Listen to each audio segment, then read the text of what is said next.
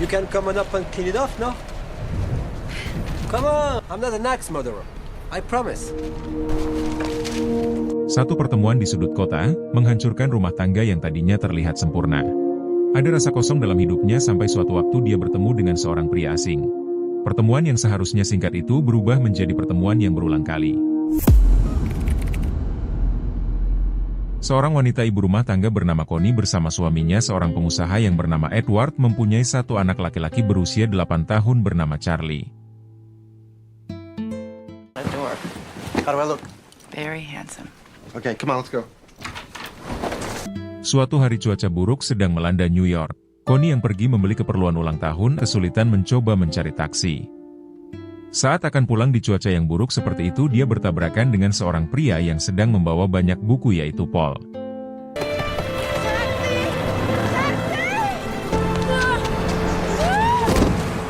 Paul yang melihat lutut Connie terluka menawarinya untuk mengobati luka itu di apartemennya. Karena kesulitan mendapat taksi, Connie akhirnya mengiyakan tawaran itu. Bathroom's right down there, on the left. There's a medicine cabinet. Connie yang saat itu mulai merasa gak nyaman berduaan bersama Paul, akhirnya berpamitan pulang. Sebelum pulang, Paul memberi sebuah buku sebagai kenang-kenangan untuk Connie. Sesampainya di rumah dia menjelaskan kepada suaminya bagaimana kakinya sampai terluka. Dia juga bercerita jika ada seorang pria yang menolong dan memberikan perban kepadanya. Edward pun menggoda istrinya dengan bertanya, apakah pria itu tampan? Connie hanya tersenyum melihat suaminya menggodanya. Keesokan harinya, Connie menemukan nomor telepon di buku yang diberikan Paul. Dia lalu menelepon nomor yang ada di situ, dan benar ternyata nomor itu adalah milik Paul. Di kesempatan itu, Connie pun berterima kasih kepada Paul untuk bantuannya tempo hari. Paul yang menerima panggilan telepon itu malah mengundang Connie supaya datang ke apartemennya lagi. Connie jadi penasaran dengan sosok Paul. Untuk kedua kalinya dia mendatangi apartemen Paul dengan sedikit bercanda. Paul menyapa Connie yang tiba di apartemennya. Mereka pun akhirnya mengobrol dan bercanda sampai-sampai tangan Paul terlihat memegang tangan Connie. Namun rayuan Paul kali ini tampaknya belum berhasil. Connie pun berpamitan pulang sambil tersenyum dan melepas pegangan tangan Paul. Singkat cerita, setelah itu dia pun langsung menuju ke kantor suaminya untuk memberikan sebuah sweater berwarna biru. Edward langsung mencoba dan memakainya, dia pun berterima kasih pada istrinya itu. Mereka pun terlihat seperti pasangan yang serasi dan romantis.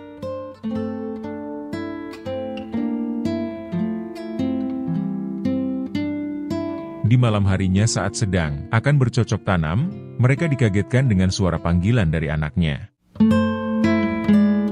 Connie yang masih penasaran dengan Paul mendatangi lagi apartemen Paul yang ketiga kalinya. Dia datang setelah ditelepon Paul yang sebelumnya mengundangnya lagi untuk datang ke apartemennya.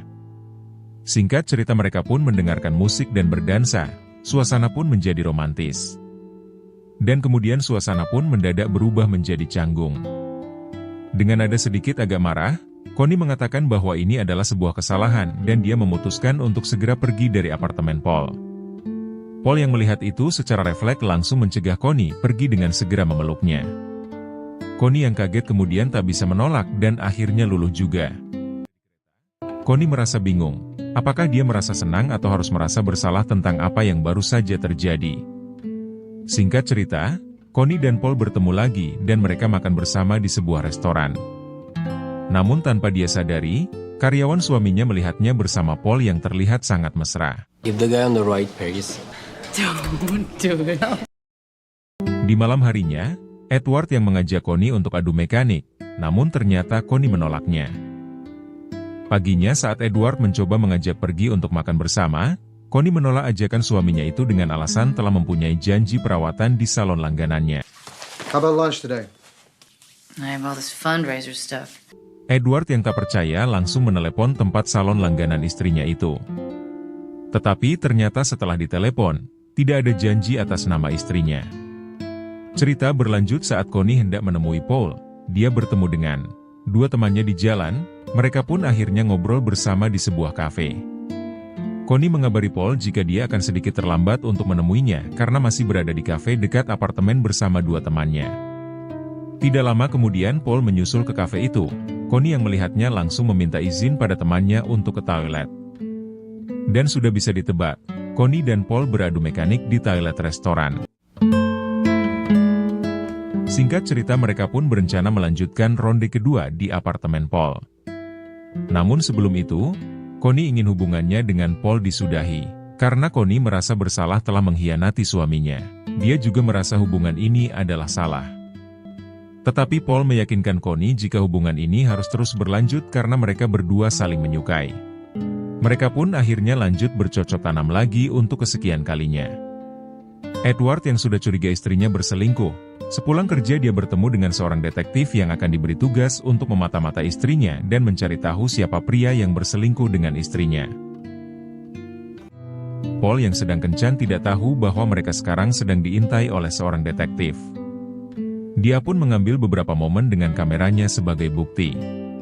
Connie yang hari itu sangat menikmati harinya bersama Paul sampai-sampai dia lupa waktu. Saat terbangun dan melihat jam, dia teringat sesuatu. Ternyata dia lupa untuk menjemput anaknya di sekolah.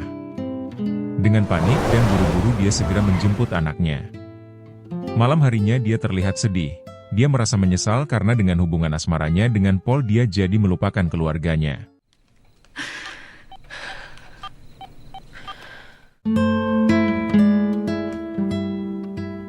Keesokan harinya detektif itu pun melaporkan hasil pada Edward dan memberikan beberapa bukti foto perselingkuhan istrinya. Connie yang sedang galau, di perjalanan dia melihat Paul sedang bersama wanita lain, dia pun langsung mengejar dan memergoki mereka berdua sedang bermesraan di toko buku. Connie pun marah-marah dengan Paul.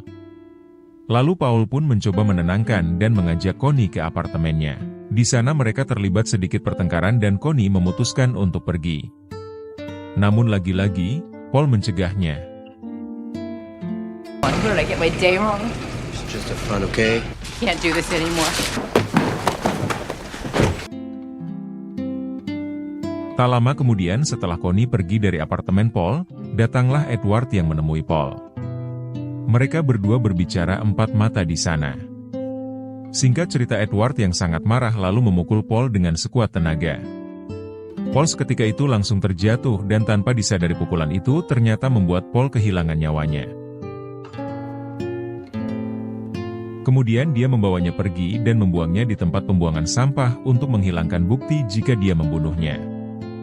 Beberapa hari kemudian rumahnya didatangi polisi. Mereka pun menanyakan beberapa pertanyaan, salah satunya adalah hubungan Connie dengan Paul. Connie pun mengaku tidak kenal. Saat Connie menanyakan apa masalahnya, polisi menjawab jika dia dilaporkan hilang oleh keluarganya. Dan di sini baru diketahui oleh Connie bahwa ternyata Paul mempunyai istri, dan mereka hanya pisah rumah. Singkat cerita, beberapa hari kemudian datanglah polisi ke rumah mereka lagi dan memberitahukan bahwa Paul sudah tewas dan mereka berhasil menemukannya. Connie yang kaget mendengar itu berusaha untuk tidak terlihat sedih. Dia pun masih mencoba bersikap tenang dan pura-pura tidak tahu apa-apa. Para detektif atau polisi itu kemudian menanyakan beberapa pertanyaan kepada Connie, karena mereka mencurigai bahwa Connie mempunyai hubungan khusus dengan Paul. Karena Edward merasa sudah tidak nyaman dengan kedatangan para detektif itu, kemudian Edward berusaha untuk mengakhiri pembicaraan itu dan mengusir para detektif secara halus. No, I hardly knew him. I didn't even know why he had my phone number. Maybe he liked you. I think that's enough.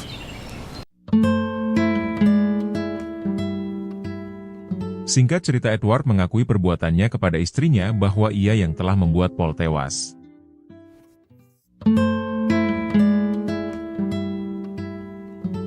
Di malam harinya, karena menyadari Edward sangat mencintainya, Connie pun akhirnya ingin melupakan kejadian yang telah terjadi. Karena hanya mereka berdualah yang tahu cerita sebenarnya. Dia pun mengajak Edward untuk pindah ke Meksiko dan memulai semuanya dari awal. Edward pun tersenyum bahagia. Dan film pun selesai. Tulis pendapatmu di kolom komentar. Terima kasih sudah menonton, jangan lupa like dan subscribe biar nggak ketinggalan video terbaru.